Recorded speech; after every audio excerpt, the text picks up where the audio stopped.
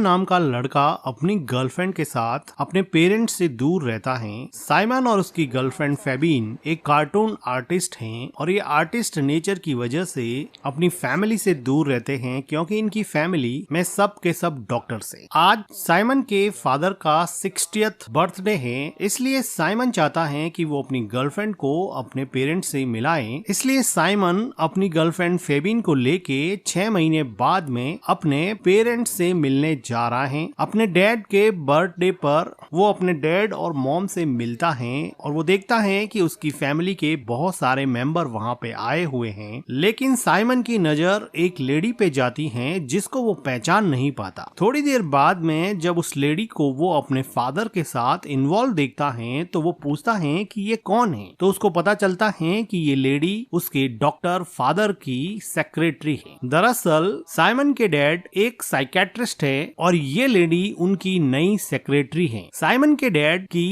इन हरकतों के बारे में उनकी फैमिली को कोई प्रॉब्लम नहीं था कि साइमन के डैड अपने पेशेंट्स के साथ अफेयर रखते हैं और पुराने पेशेंट्स को ही अपनी सेक्रेटरी में बदल देते हैं और उनसे अफेयर्स चलाते हैं। साइमन की मॉम को इस बात से बहुत हर्ट होता था कि शादीशुदा होने के बावजूद भी उसका हस्बैंड अपने पेशेंट्स और अपनी सेक्रेटरी से अफेयर रखता है, लेकिन वो कुछ नहीं कर सकती क्योंकि वो खुद साइमन के डैड डॉक्टर कार्ल के नीचे काम करती है। इसलिए साइमन की मॉम को मन मार के भी साइमन के डैड के साथ रहना पड़ता है। वो अपनी शादी को बचाने की कोशिश करती है। साइमन की मॉम साइमन को बताती है कि मेरी शादी टूटने के कगार पे है। तुम्हारे डैड ने एक नई सेक्रेटरी रखी है और इस सेक्रेटरी का नाम है सोनिया। अब वो सोनिया के साथ हॉलिडे पे जा रहे हैं तो मेरी शादी टूटना डेफिनेट है क्योंकि ये सोनिया तुम्हारे डैड से शादी करके रहेगी। तो साइमन अपनी मॉम को कहता है कि इसमें मैं क्या कर सकता हूँ। वो कहती हैं कि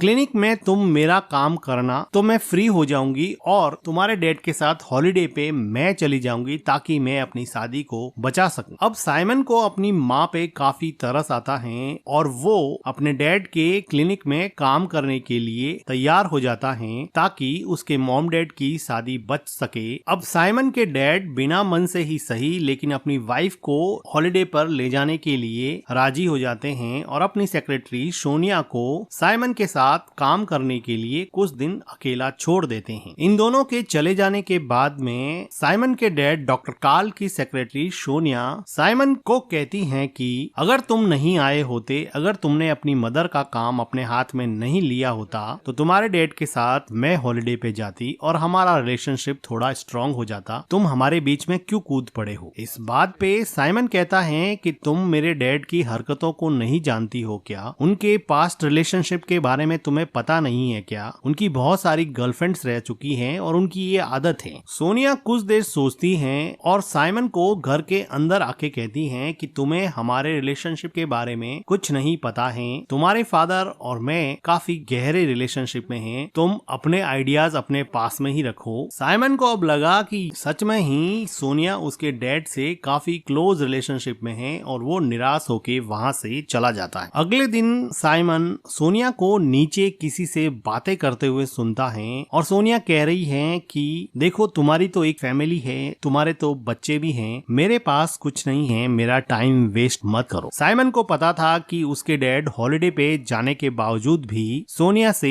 बातें कर रहे हैं। साइमन और सोनिया को यहाँ पर ये काम दिया गया था कि उसके डैड की जितनी भी वीडियो क्लिप्स, कैसेट्स जिसमें उसके इंटरव्यूज और लेक्चर्स थे, उन लेक्चर्स को टेक्स्ट फॉर्म में कन्वर्ट करना था, जो कि काफी बोरिंग काम था। लेक्चर को सुन के उनके टेक्स्ट लिखना साइमन के साथ साथ सोनिया को भी काफी बोरिंग लगता था। सोनिया इमोशनल होके साइमन को कहती हैं कि तुम्हारे डैड मुझे अपनी गर्लफ्रेंड मानते हैं, वो ओपनली मुझे प्यार का इजहार करते हैं और मुझे यहाँ पे अकेला छोड़ के तुम्हारी मॉम के साथ हॉलिडे पर चले गए हैं। और वो थोड़ा इमोशनल हो जाती हैं और रोने लगती हैं क्योंकि वो लाइफ में सेटल्ड नहीं थी, उसको भी एक फैमिली चाहिए थी जो वो साइमन के डैड के साथ हॉलिडे पर जाकर उससे शादी करके बनाने वाली थी, लेकिन साइमन के आ जाने की वजह से अब उसका प्लान चौपट हो गया है। साइमन को भी लगा कि उसके डैड कर तो गलत ही रहे हैं, तो साइमन सोनिया को कंसोल करने की कोशिश करता है और उसको टिश्यू पेपर देता है। सोनिया साइमन के उसके गले लग के जोर जोर से रोने लगती हैं और काफी इमोशनल हो जाती हैं। वो इतनी ज्यादा इमोशनल हो गई हैं कि अब वो साइमन को इमोशनल आउटबर्स्ट में किस करने लगी हैं। लेकिन जल्दी इन दोनों को रियलाइज हो जाता है कि ये दोनों क्या कर रहे हैं और अब साइमन यहाँ से दूर हट जाता है और बाहर जाके ये सोचने लगता है कि वो ये क्या कर रहा है। उसकी मॉम ने उसको यहाँ पर काम करने के लिए इसलिए रखा कि वो सोनिया को उसके डैड से दूर रख सके, लेकिन अब वो खुद सोनिया के क्लोज हो रहा है। वो अपनी फैमिली के कॉम्प्लेक्स नेटवर्क में अब फंसता ही जा रहा है, क्योंकि उसकी गर्लफ्रेंड उसको कहती है कि हमारा कार्टून फेस्टिवल 2 हफ्ते बाद में ही है, तुम कौन सा काम लेके बैठ गए हो, हम आर्टिस्ट हैं और हमें हमारा काम करना चाहिए। अब साइमन अपनी गर्लफ्रेंड और अपने माँ को किए हुए वादे के बीच में कुछ ऐसा फंसा कि ना तो वो अपनी गर्लफ्रेंड को छोड़ सकता है और ना ही अपने माँ के किए हुए वादे को तोड़ सकता है। अगले दिन साइमन सोनिया को जाके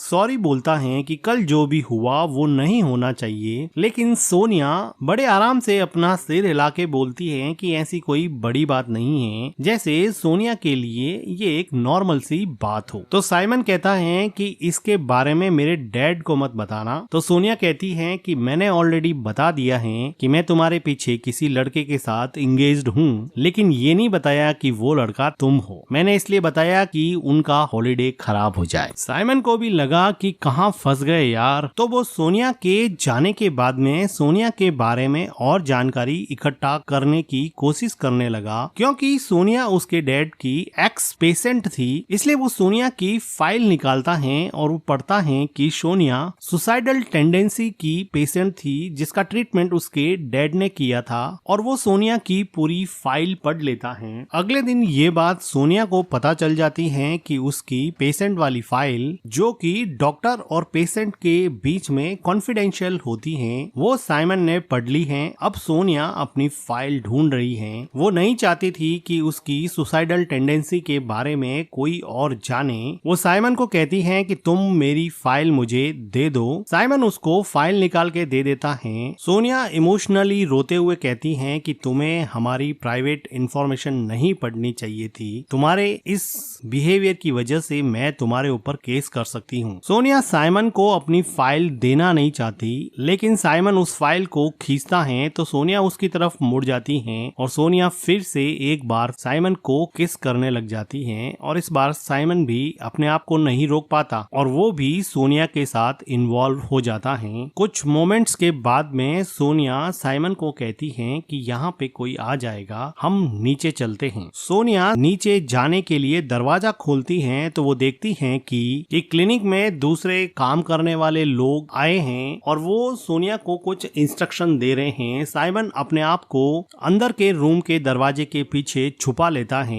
इन लोगों के जाने के बाद में सोनिया और साइमन दोनों नीचे के रूम में चले जाते हैं। साइमन को समझ नहीं आ रहा कि वो क्या करे, वो जो कर रहा है वो सही है या गलत है। उसकी मॉम ने उसके डैड को सोनिया से दूर रखने के लिए ये सब करने को कहा था, लेकिन अब वो खुद सोनिया के अट्रैक्शन में ऐसा फंसा है कि वो चाहकर भी अब यहाँ से जा नहीं सकता। साइमन सोनिया के साथ थोड़ी देर बैठ के बाहर के कमरे में बात करना चाहता है, लेकिन सोनिया को कुछ ज्यादा ही जल्दबाजी थी। वो अंदर वाले रूम में जाके साइमन को अपनी तरफ अट्रैक्ट करती हैं और इन दोनों के बीच में एक पैशनेट लव मोमेंट बन जाता है। इंटीमेट होने के बाद में सोनिया साइमन को कहती है कि तुम्हें मैं घर छोड़ दूंगी, तुम मेरे साथ चलो। साइमन उसके साथ कार में जाता है और सोनिया उसको अपने घर के पास छोड़ देती है। सोनिया साइमन को कहती है कि कभी मेरे घर पर भी आओ। साइमन उसको किस करते हुए कहता है कि मैं जरूर टाइम निकाल के मैं तुम्हारे घर पे आऊंगा। फिर सोनिया वहाँ से चली जाती है। अब साइमन अपने घर की तरफ जा रहा है तो वो देखता है कि उसकी गर्लफ्रेंड उसके किसी फ्रेंड आर्टिस्ट के साथ बैठी है और शायद लंच के लिए आई है। वो उसको पूछता है कि तुम यहाँ पे क्या कर रही हो, तो वो कहती है कि मैं कॉमेडी फेस्टिवल की तैयारी कर रही हूँ, तुम तो अपने मॉम और डैड के काम में बिजी हो, मुझे किसी का तो साथ चाहिए ना। फिर भी साइमन की गर्लफ्रेंड फेबिन साइमन को किस करती है और वो कहती है कि तुम जल्दी से वापस काम पे लौट आओ। लेकिन साइमन को अब ऐसा लगने लगा कि उसकी गर्लफ्रेंड फेबिन का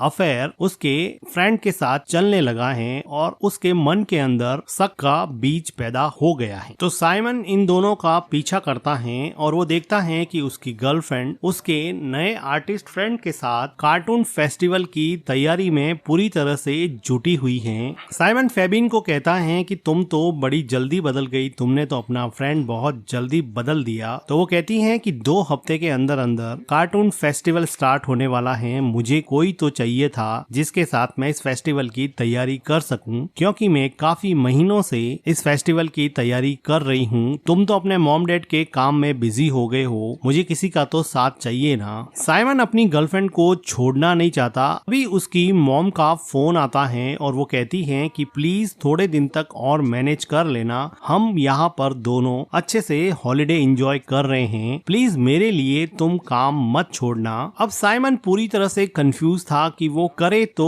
क्या करे। साइमन उसी रात अपनी गर्लफ्रेंड के साथ नाइट क्लब में जाता है, जहाँ पर ये दोनों काफी एंजॉय करते हैं, लेकिन साइमन के मन में उथल पुथल मची हुई थी और काफी देर सोचने के बाद में ये डिसाइड करता है कि वो अपनी गर्लफ्रेंड को सोनिया के साथ हुए रिलेशन के बारे में बता देगा। और वो फाइनली अपनी गर्लफ्रेंड को कहता है कि वो सोनिया के साथ इंटीमेट हुआ था। ये सुन के फेबिन को बहुत बड़ा धक्का लगा और फिर वो वहाँ से चली जाती हैं। थोड़ी देर बाद में साइमन को सोनिया का मैसेज आता है कि आज सैटरडे है, अगर तुम फ्री हो तो तुम मेरे घर पे आ सकते हो। साइमन अब सोनिया के घर पे चला जाता है। वो देखता है कि सोनिया अकेली फ्लैट में रह रही है। वो सोनिया के पास जाता है और थोड़ी बातें करने के बाद में ये दोनों किस करने लगते हैं और इंटीमेट होते हैं। सोनिया साइमन को डिनर सर्व करती हैं। डिनर टेबल पर ये दोनों एक दूसरे से काफी बातें करते हैं, जिसकी वजह से ये काफी क्लोज आ जाते हैं। अगले दिन सुबह जब साइमन उठता है तो वो देखता है कि सोनिया मार्केट से कुछ लेने के लिए जा चुकी है और वो देखता है कि उस फ्लैट में उसके डैड और उसकी गर्लफ्रेंड सोनिया की